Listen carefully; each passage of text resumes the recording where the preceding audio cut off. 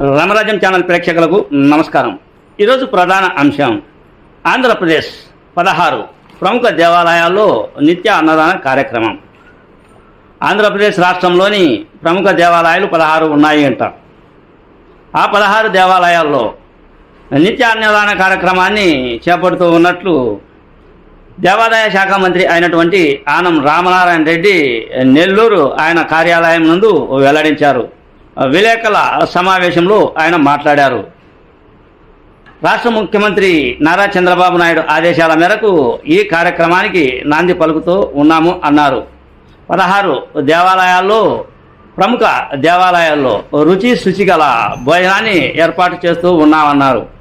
అదేవిధంగా తెల్లవారుజామున ప్రతి దేవాలయంలో కూడా నిత్యం భక్తి పాటలను ఏర్పాటు చేసే విధంగా కొనసాగే విధంగా ప్రయత్నాలు కూడా కొనసాగుతూ ఉన్నాయి అన్నారు. అటు తర్వాత ప్రతి దేవాలయంలో సీసీ కెమెరాలను ఏర్పాటు చేస్తూ ఉన్నట్లు ఆయన వెల్లడించారు. ఏది ఏమైనా దేవాలయాలకు సంబంధించి రుచి శుచిగల భోజనాలతో పాటు పరిశుభ్రత దేవాలయాల్లో ఉండేటట్లు అన్ని చర్యలు తీసుకుంటూ ఉన్నట్లు ఆయన చెప్పారు.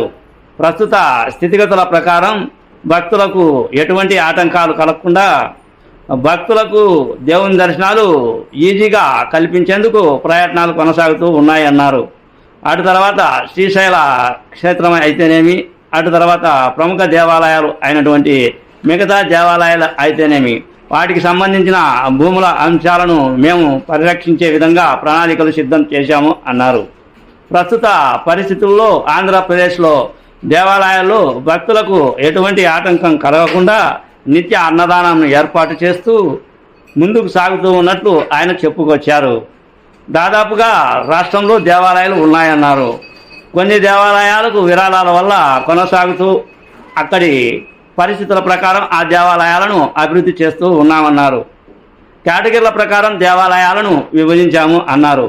ఆ కేటగిరీల ప్రకారం దేవాలయ యొక్క భద్రత, దేవాలయాల యొక్క అభివృద్ధిని మేము ముందుకు తీసుకువెళ్లే ప్రయత్నం చేస్తూ ఉన్నామని మంత్రి ఆనం రామనారాయణ రెడ్డి వెల్లడించారు.